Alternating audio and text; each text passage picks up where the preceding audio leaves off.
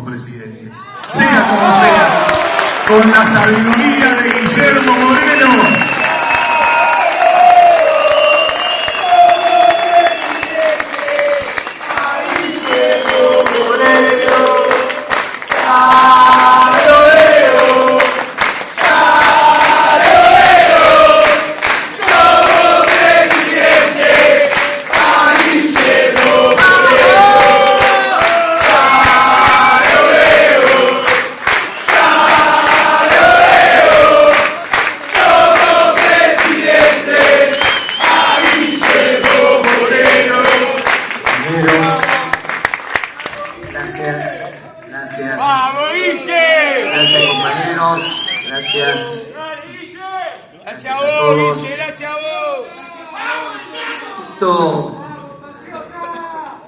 Cuando lo planificamos con Horacio, a pedido sobre todo de Gabriel Robles, dijimos, bueno, vamos a despedir el año, vamos a hacer un encuentro para cerrar una etapa y abrir otra.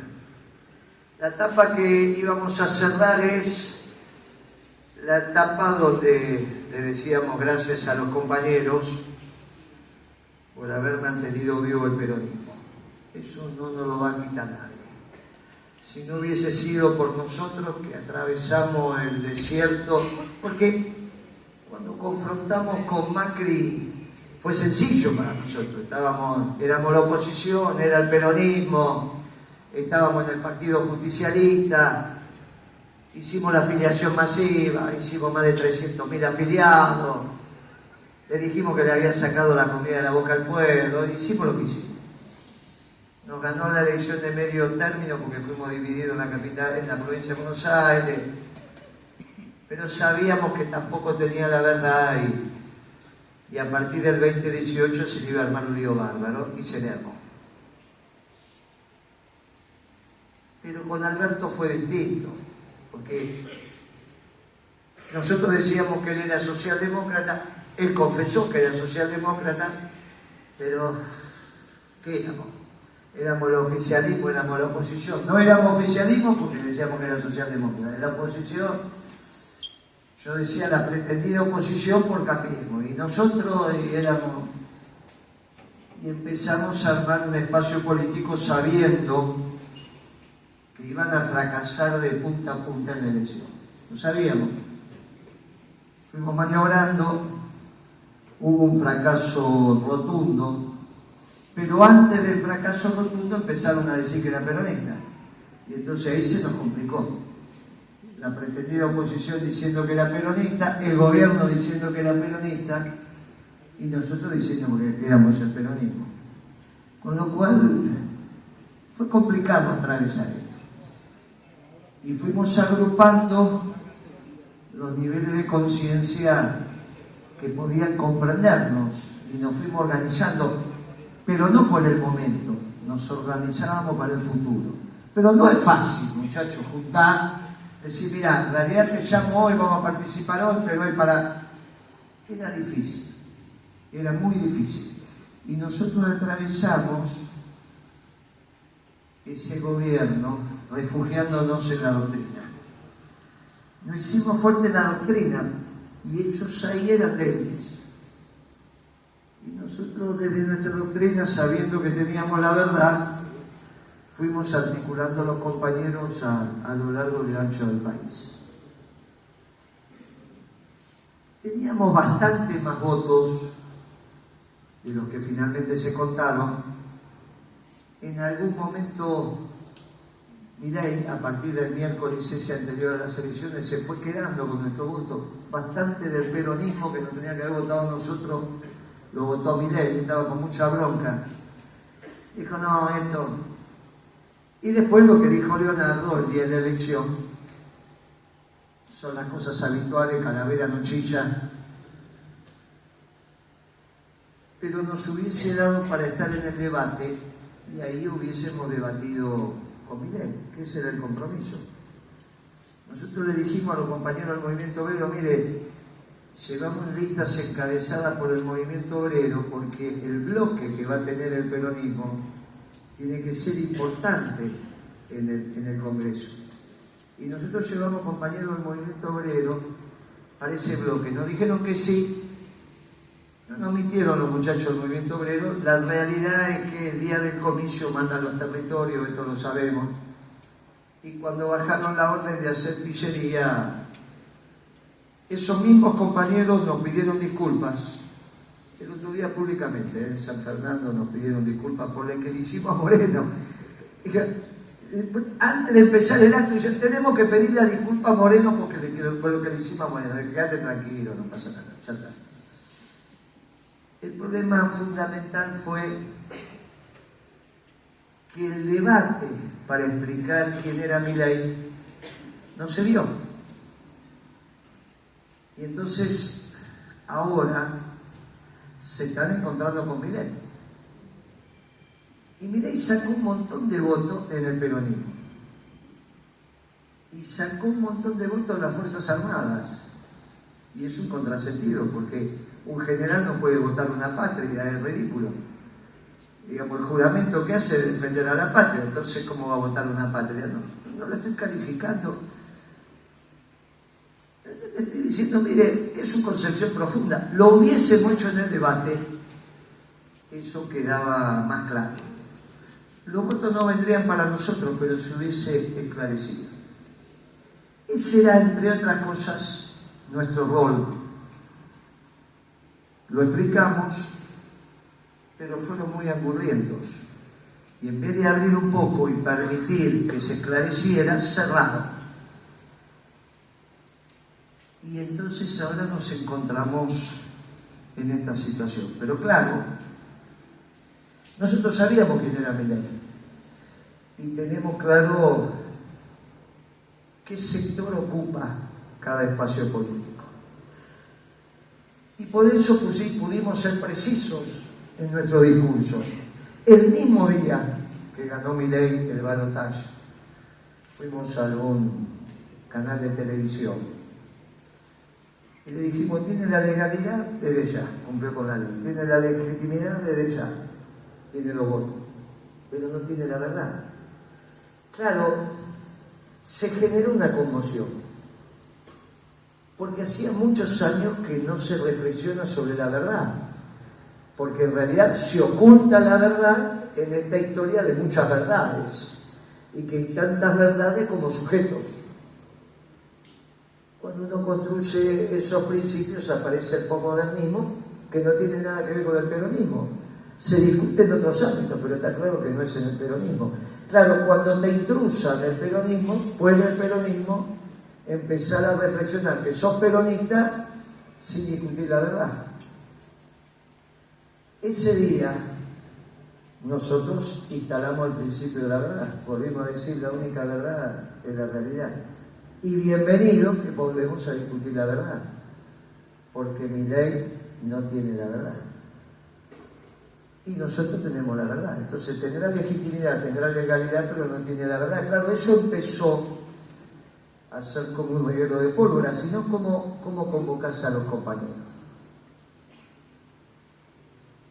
En ese mismo momento, nosotros dijimos que nuestra tarea política era organizar el movimiento peronista. Y se armó un debate complejo. Porque ¿cómo se organiza el movimiento peronista? Para los que vivimos la organización del movimiento peronista es como natural, como andar en bicicleta, comer y algunas otras cosas. Pero para los que empezaron a hacer política fin del siglo pasado, o los 23 años de este siglo, no vivieron el movimiento peronista, vivieron el Partido Justicialista. No es lo mismo. No tiene nada que ver la estructura organizacional.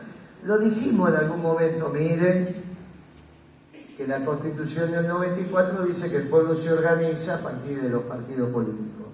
Y los peronistas en ese momento dijimos, como el movimiento está, bueno, que pongan la Constitución lo que quieran, nosotros seguimos siendo el movimiento peronista. Hasta que dejamos de ser el movimiento peronista y pasamos a ser el Partido Justicialista. Y cuando pasamos a ser el Partido Justicialista, el presidente del partido, el apoderado del partido, empezaron a tomar decisiones por todos nosotros. Esto en el movimiento peronista es muy difícil, porque en el movimiento peronista la estructura organizacional, como lo dice su nombre, es movimentista y se organiza a partir de los intereses comunes. Entonces es obvio que el movimiento obrero es una rama del peronismo, es obvio que los jóvenes tienen intereses comunes, le pusimos siempre Juventud Peronista, es una rama del movimiento. Es obvio que tienen que estar los territorios, los muchachos mayores que están en las unidades básicas, que organizan los barrios, eso es lo que llamábamos la política. Y aparecieron novedades. Nadie puede desconocer a las organizaciones de los movimientos sociales. Entonces, ustedes que son los movimientos sociales, si lo organizamos el peronismo, tiene que ser una rama del movimiento. Una rama transitoria quizás, cuando la economía peronista vuelva a florecer y todos tengan trabajo, su obra social, su sindicato, pero en el mientras tanto, que son una rama que tiene voz y voto. Los técnicos y profesionales, y sí, porque como dijo el compañero Valdés, hay que volver a premiar el conocimiento, hay que volver a decir esto. No es que gobernar es cualitativo, ganar la elección es cuantitativo, gobernar es cualitativo. Entonces hay que dominar los distintos artes, las distintas disciplinas, y el peronismo es una cantera. Esto significa estar formado. Dicen que Riquelme terminó 7º grado, no sé si lo terminó, qué sé yo. Es extraordinario, me pregunté, che, puede ser presidente del peronismo, ojalá quiera. Y tendríamos un candidato. Aparte, yo tengo la esperanza que Horacio le regale el reloj. Entonces ya tenemos una cena normal, un almuerzo normal, pero bueno, hay que ver. No es un problema, la formación no tiene que ver con la información que te da la universidad. La universidad te da información, la formación te la da la vida, te dará la práctica. Y este es un concepto extraordinario. Porque cuando decimos nosotros que Milei no está formado, que es un adolescente, dice, pero ¿cómo va a decir eso de un tipo de 50 y pico de años? Bueno, ahora resulta que no solo no sabe economía, que está en formación, sino que no se sabe vestir y no sabe cómo es, que tiene que el tipo transitar su espiritualidad. Entró a la catedral, se hizo la señal de la cruz bien, en el rito antiguo, se arrodilló y después se abrazó con el rabino. Está muy bien, está en un tránsito. Si estás en un tránsito, todavía te falta madurar, todavía. Entonces tenemos inmadurez en variados lugares. Y llegó a presidente y generó hechos como todo proceso de maduración de ida y vuelta. Porque a veces nos sorprende con su pragmatismo y otras veces nos sorprende con su pensamiento profundo. Ayer, con el decreto,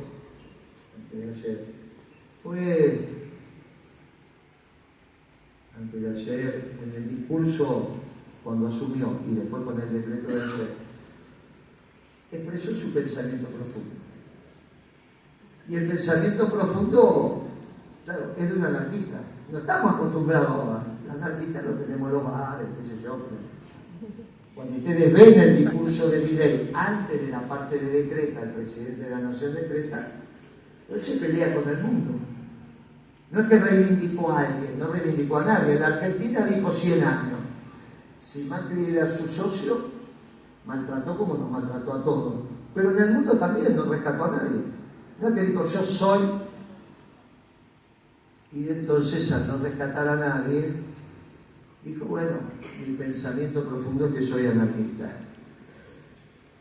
Con esa historia de dar la vida por la propiedad privada, pero no deja de ser un anarquista.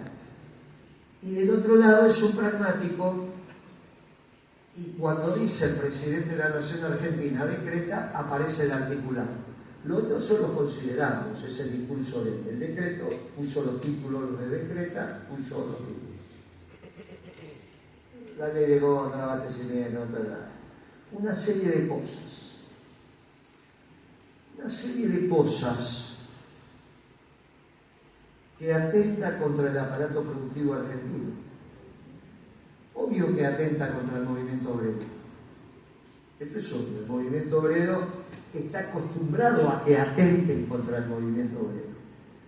En cada dictadura que tuvieron, atentaron contra el movimiento obrero. Acá Leonardo lo dijo con mucha precisión. Con esto, con aquello, con más allá, con más acá. Los que no estaban acostumbrados a que atenten contra ellos es el capital. Entonces, bueno, le van a pegar al movimiento obrero, qué sé yo, la reforma laboral, las obras sociales, lo de siempre. Pero no se esperaban un gobierno que atentara contra el capital. Y el decreto de Milei desarticula el aparato productivo argentino. Lo desarticula, negocios de décadas desaparecen. Claro, los dueños de los negocios, cuando lo empiezan a escuchar, cuando digo negocio, digo Techín, digo Aluar, digo empresa, no es solo Aerolínea, digo las empresas de la Argentina. Inmediatamente llamaron a sus contadores, llamaron a sus abogados, y estuvieron toda la noche diciendo, ¿qué nos está pasando? Y después que le dieron algún panorama, incluido Mañeto, yo terminé la pelea con Clarín cuando Alberto Fernández firma el decreto de las comunicaciones que le hizo Slim. El decreto de comunicaciones de Macri lo hizo Mañeto, cuando disuelve las instituciones que nosotros habíamos creado y crea el ENACOM. Uno leía ese decreto y era puño y letra de un grupo, porque uno lo conoce, muchachos, ya se sabe cómo escribe. El de Alberto fue de Slim, y ahí ya teníamos un problema. Está bien, no tenemos ningún inconveniente con los mexicanos, pero bueno, es un mexicano. Ya Alberto, y este es peor, ya ni mexicano, este directamente le puso nombre a algo. Entonces, nosotros vemos que empiezan a desordenar el aparato productivo argentino, y los primeros que reaccionaron son los dueños del capital, porque son los que anoche durmieron poquito, porque empiezan a perder el negocio, su vida, lo que heredaron de su familia. Los muchachos del movimiento obrero se quedan sin empresas del otro lado. Tienen el cuero duro, pero los empresarios se quedan sin su forma de vida. Entonces esta mañana empezaron a llamar al movimiento obrero. Che, ¿qué pasa? ¿Cómo funciona esto? No hace falta que me lo digan, sé lo que pasó. Algunos llamaron, otros no llamaron. No tengan duda. Che, ¿qué es esto? El dueño del capital llamaba al movimiento obrero. No tengan duda, fue así. Muchachos, ¿qué está pasando acá? ¿Cómo es esto? Una cosa que vayan sobre ustedes. Bueno, alguito se tiene merecido. Pero que vengan sobre nosotros. Vamos a conversar. Y esa conversación es muy rápida. Porque en el peronismo no es la lucha de clase, es la armonía entre el capital y el trabajo. Horacio y Leonardo lo dicen siempre. Miren, Horacio sobre todo, yo preciso empresas fuertes, que ganen plata para que yo pueda hacer lo que tenga que hacer. Con una empresa que no gana plata, ¿cómo de qué me dibujo? Claro, el diálogo entre el capital y el trabajo para el peronismo es muy sencillo. Y entonces hoy empezó otro clima, como bien había dicho Horacio el lunes. Empezó otro clima porque se encuentra el capital y el trabajo en el mismo lugar. Entonces anoche dijimos, mire que nos la están dejando servida, ya lo habíamos dicho con Caputo, pero ayer es mucho más. Dijimos, miren, nos dejaron el 70% de la población argentina para que nosotros trabajemos políticamente. Papaleo me contesta, te quedaste corto, puede ser 80, puede ser 80. Porque ¿qué quedó del otro lado? Quedaron algunas actividades, pero muy poquitas. todas las que nosotros trabajamos son lastimadas por este decreto. Al capital y al trabajo. Y entonces los empresarios no solo llamaron al movimiento obrero, sino que llamaron a la política. Y entonces dice, hay lugar para que en el movimiento peronista se cree la rama de empresarios peronistas. ¿Cómo no va a haber?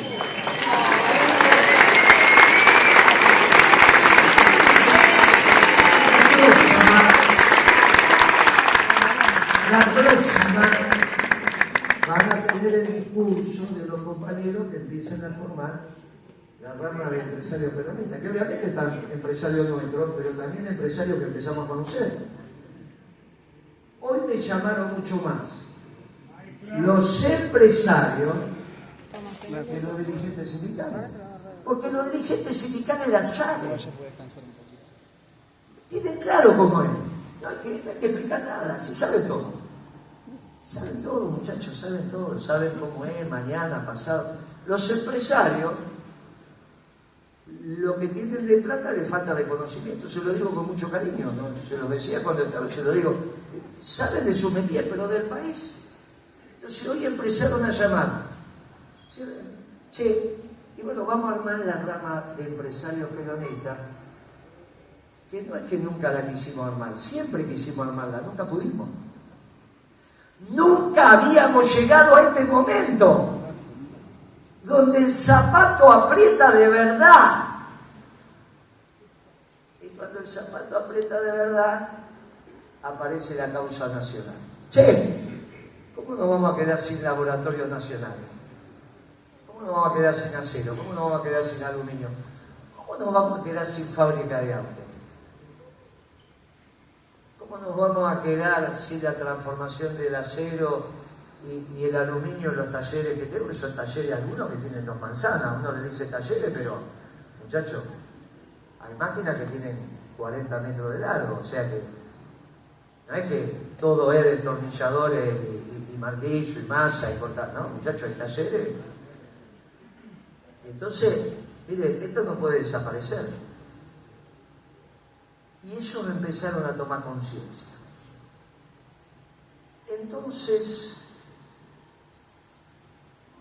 la verdad se junta con la toma de conciencia y estamos muy cerca. El problema es que me viene la realidad. Y la realidad también es la verdad, como sabemos. Y me llevaron la carne a unos precios extraordinarios.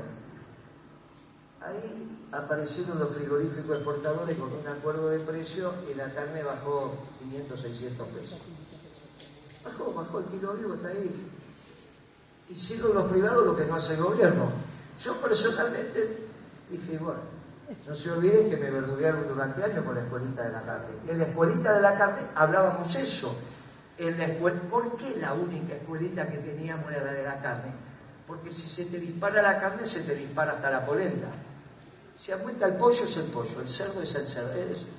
Si aumenta la carne, va todo. Es el pajarito llamador del incremento de precio. Técnicamente por el efecto sustitución. Entonces deja de comer carne, come otra cosa y eso que se consume hasta la polenta.